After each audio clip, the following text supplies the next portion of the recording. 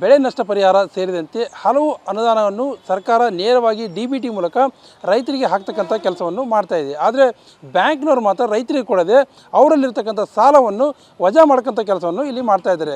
ತಾವಿಲ್ಲಿ ನನ್ನ ಎಡಭಾಗ ನೋಡ್ತಿರುವುದು ಸಾಕಷ್ಟು ಬಳ್ಳಾರಿಯ ರೈತರು ನಮ್ಮ ಜೊತೆ ಇದ್ದಾರೆ. ಅವರೆಲ್ಲರೂ ಹೇಳ್ತಕ್ಕಂಥ ಒಂದೇ ಮಾತೇನೆಂದರೆ ಸರ್ಕಾರದ ಅಡಿಯಲ್ಲಿ ಬ್ಯಾಂಕ್ ಬರುತ್ತಾ ಅಥವಾ ಬ್ಯಾಂಕೇ ಪ್ರತ್ಯೇಕವಾಗಿದೆಯಾ, ಇವೇನು ಸರ್ಕಾರಿ ಅಡಿಯಲ್ಲಿರ್ತಕ್ಕಂಥ ಬ್ಯಾಂಕ್ಗಳು ಅಥವಾ ಫಾರಿನ್ ಬ್ಯಾಂಕ್ಗಳು ಅನ್ನೋಂಥ ಪ್ರಶ್ನೆಯನ್ನು ಮಾಡ್ತಾ ಇದ್ದಾರೆ. ಯಾಕಂದರೆ ವೃದ್ಧಾಪ್ಯ ವೇತನ ಆಗಿರ್ಬೋದು, ನೆರೆಗೆ ಯೋಜನೆ ಹಣ ಆಗಿರ್ಬೋದು ಅಥವಾ ಯಾವುದೇ ರೀತಿಯಂಥ ಅನುದಾನ ಬಂದರೂ ಕೂಡ ಅದೆಲ್ಲವನ್ನು ಕೂಡ ವಜಾ ಮಾಡ್ತಕ್ಕಂಥ ಕೆಲಸವನ್ನು ಮಾಡ್ತಿದ್ದಾರೆ.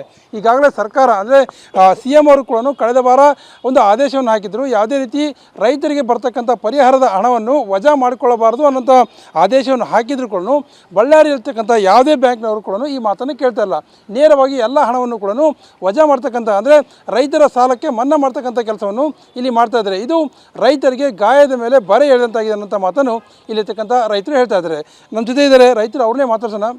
ಸರ್, ಸರ್ಕಾರ ಆದೇಶ ಹಾಕಿದ್ರು ಕೂಡ ಬ್ಯಾಂಕ್ನವ್ರು ಕಿಮ್ಮತ್ತು ಕೊಡ್ತಿಲ್ಲ ಅಂದರೆ ಏನು ಅರ್ಥ ಸರ್? ಇವತ್ತು ಬ್ಯಾಂಕ್ನವರು ನಮಗೆ ಅನುಮಾನ ಬರುತ್ತೆ ಸರ್ಕಾರದ ಮೇಲೆ ಮತ್ತು ಬ್ಯಾಂಕ್ನವ್ರ ಮೇಲೆ. ಯಾರು ಇಲ್ಲಿ ಸ್ಪಷ್ಟವಾಗಿ ಮೊನ್ನೆ ಇಲ್ಲೇ ಬಳ್ಳಾರಿ ತಾಲೂಕಿನಲ್ಲಿರ್ತಕ್ಕಂಥ ಒಂದು ಹಳ್ಳಿ ಮೋಕ ಗ್ರಾಮದಲ್ಲಿ ಕಾರ್ಪೊರೇಷನ್ ಬ್ಯಾಂಕ್ ಇದೆ. ಅಲ್ಲಿ PN ಕಿಸಾನ್ ಬಂದಿದೆ, ಉದ್ಯೋಗ ಖಾತ್ರಿಯಲ್ಲಿ ಹಣ ಬಂದಿದೆ. ಸಾವಿರಾರು ರೈತರು ಹಣವನ್ನು ಕೇಳೋಕೆ ಹೋದರೆ ಇಲ್ಲ ರೀ, ಸಾಲಕ್ಕೆ ಜಮಾ ಹಾಕಿಬಿಟ್ಟಿದ್ದೀವಿ, ಇದೇನು ನಾವು ಕೊಡೋಕೆ ಆರ್ಡ್ರೇ ಇಲ್ಲ ಅಂತೇಳಿ, ಆದೇಶ ಇಲ್ಲ ಅಂತೇನು ಹೇಳ್ತಾ ಇದ್ದಾರೆ. ನಾನು ಅವ್ರ ಹತ್ರ ಫೋನಲ್ಲಿ ಮಾತಾಡಿದೆ. ನಾವು ಫೋನ್ ಮಾತಾಡಿದಾಗ ನಿಮ್ಮ ಹತ್ರ ಮಾತಾಡೋದು ಅವಸರ ಇಲ್ಲ, ನನಗೆ ಫೋನ್ ಕಟ್ ಮಾಡಿದೆ. ಪಾಪ ಸಾಮಾನ್ಯ ರೈತರಿಗೆ ವಿಷಯ ಗೊತ್ತಾಗುತ್ತೇನ್ರಿ. ಇಡೀ ರಾಜ್ಯದಲ್ಲಿ ಎಲ್ಲ ಬ್ಯಾಂಕ್ಗಳು ಇದನ್ನೇ ಮೋಸ ಮಾಡ್ತವೆ. ಸರ್ಕಾರದವ್ರು ಹೇಳ್ತಾರೆ PN ಕಿಸಾನ್ ದುಡ್ಡನ್ನು ಹಚ್ಚೇದೀನಂತ ಮೋದಿ ಸಾಹೇಬರು ಹೇಳ್ತಾರೆ. ಇಲ್ಲಿ ಸಿದ್ದರಾಮಯ್ಯ ಬರ ಪರಿಹಾರ ಹಾಕಿದ್ದೀನಿ, ಗೃಹಲಕ್ಷ್ಮಿ ಹೆಣ್ಮಕ್ಳ ತಾಯಂದರಿಗೆ ಹಣವನ್ನು ಹಾಕಿದ್ದೀನಿ, ಇವತ್ತು ಬರಗಾಲ ಇದೆ, ಉದ್ಯೋಗ ಖಾತ್ರಿಯನ್ನು ನಾವು ಕೆಲಸವನ್ನು ಕೊಟ್ಟಿದ್ದೀವಿ, ಈ ಹಣವನ್ನು ವೃದ್ಧಾಪ್ಯ ವೇತನ, ವಿಧವಾ ವೇತನ ಈ ದುಡ್ಡನ್ನು ಕೂಡ ಸಾಲಕ್ಕೆ ಜಮಾ ಆಗ್ತಾ ಇದ್ದಾರೆ. ಆದರೆ ಇಲ್ಲಿ ನಮ್ಮ ಜಿಲ್ಲಾಡಳಿತ ಆಗಿರ್ಬೋದು, ನಮ್ಮನ್ನು ಆಳುವಂಥ ಶಾಸಕರು ಮಂತ್ರಿಗಳಾಗಿರ್ಬೋದು, ಅವ್ರಿಗೇನು ಕಣ್ಣು ಕೂಡ ಕಾಣ್ತಾ ಇಲ್ಲ, ಕಿವಿ ಕೇಳಿಸ್ತಾ ಇಲ್ಲ. ಇವು ಕಿವಿಯನ್ನು ತೆರೆಸೋಂಥ ಕಾರ್ಯಕ್ರಮ ರೈತ ಸಂಘ ಮಾಡುತ್ತೆ ಅಂತ ಹೇಳಕ್ಕೆ ಇಚ್ಛೆ ಪಡ್ತಾ ಇದ್ದೀನಿ, ಹೇಳ್ತಾ ಇದ್ದೀನಿ. ಸರ್, ಈಗ ಬೇರೆ ಬೇರೆ ಜಿಲ್ಲೆಯಲ್ಲಿ ಇರುತ್ತೆ ಇನ್ಸಿಡೆಂಟ್ ಆದಾಗ ಸರ್ಕಾರ ಅಂದರೆ ಕಳೆದ ವಾರ 18ನೇ ತಾರೀಕು ಒಂದು CM ಅವರು ಒಂದು ಆದೇಶ ಹಾಕಿದರು.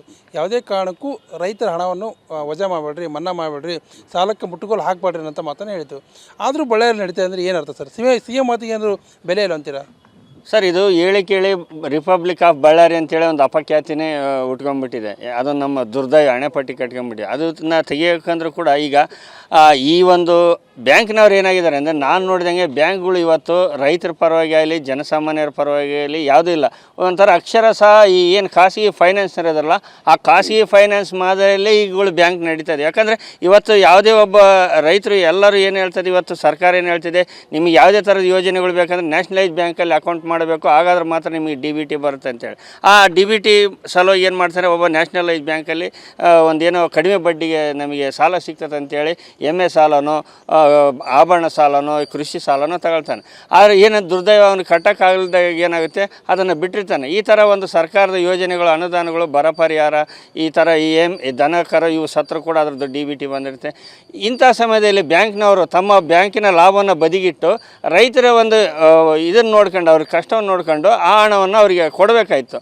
ಆದರೆ ಇಲ್ಲಿ ಏನಾಗ್ತಾ ಇದೆ, ಅದನ್ನು ಇದೇ ಒಂದು ಸದಾವಕಾಶ, ಸದುದ್ದೇಶ, ಒಳ್ಳೆಯ ಅವಕಾಶ ಸಿಕ್ಕಿದೆ ಅಂತೇಳಿ ಅದನ್ನ ಇವತ್ತು ಬ್ಯಾಂಕ್ನವ್ರು ದುರುಪಯೋಗ ಪಡಿಸ್ಕೊಳ್ತಾರೆ. ಇದನ್ನು ತಕ್ಷಣವೇ ಈಗೇನು ಜಿಲ್ಲಾಡಳಿತ ಆಗಿರ್ಬೋದು ಮತ್ತು ರಾಜ್ಯ ಸರ್ಕಾರ ಇದು ವಿಕೋ ಇದೇನಂತ ನಾವು ಡಿಸಾಸ್ಟರ್ ಮ್ಯಾನೇಜ್ಮೆಂಟ್ 2005 ಸೆಕ್ಷನ್ 56 ಪ್ರಕಾರ ಆ ಸಂಬಂಧಪಟ್ಟ ಮ್ಯಾನೇಜರ್ ಮೇಲೆ ಕ್ರಿಮಿನಲ್ ಕೇಸ್ ಹಾಕ್ಬೇಕಂತೇಳಿ ನಾವು ಆಗ್ರಹ ಮಾಡ್ತೇವೆ.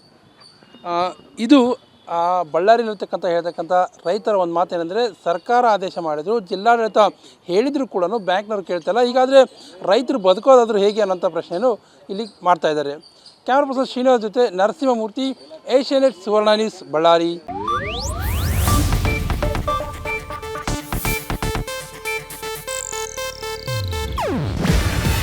ಇದು ಏಷ್ಯಾನೆಟ್ ನ್ಯೂಸ್ ನೆಟ್ವರ್ಕ್ ಪ್ರಸ್ತುತಿ. ನೀವು ನೋಡ್ತಿದ್ದೀರಾ ಏಷ್ಯಾನೆಟ್ ಸುವರ್ಣ ನ್ಯೂಸ್.